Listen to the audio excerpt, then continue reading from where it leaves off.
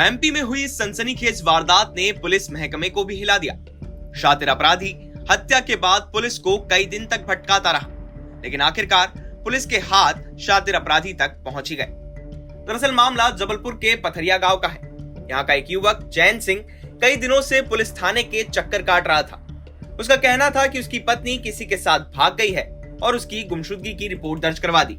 लेकिन फिर 29 अक्टूबर के दिन वहां की हिरन नदी से चैन सिंह की पत्नी की लाश मिली, जिसके बाद पोस्टमार्टम में पता चला कि उसकी गला घोंटकर हत्या कर दी गई।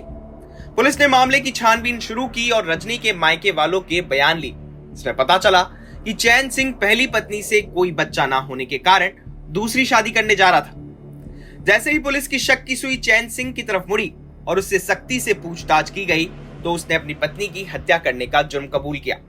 हत्या के बाद चैन सिंह के पिता ने भी लाश को ठिकाने लगाने में उसका साथ दिया था।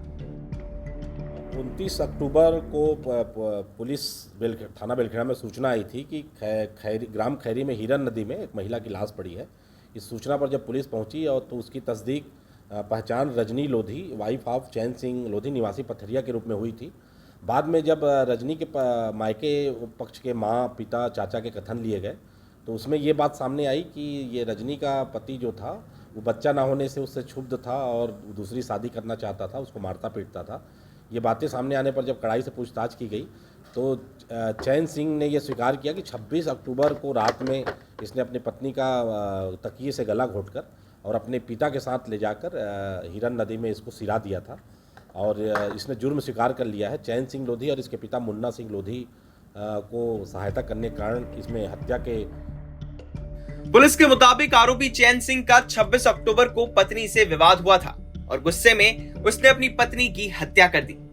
हत्या के बाद पत्नी रजनी को चैन सिंह ने जीन्स टी शर्ट पहना दिया था और उसके सर पर गमछा डाल दिया था, जिसके बाद अपने पिता के साथ मिलकर उसने बाइक पर ही लाश को बीच में इस तरह बैठाया कि ऐसा लगे कोई पुरुष बैठा हो, जिसके बाद दोनों ने उसकी लाश को नदी में फेंक दिया। गुमराह करने के लिए आरोपी चैन सिंह ने बैग में रजनी के कपड़े भी भर लिए थे, जिससे ऐसा लगे कि वो घर से भागने की फिराक में थी। हालांकि पुलिस ने अब दोनों आरोपियों को गिरफ्तार कर लिया है और मामले की जांच कर रही है।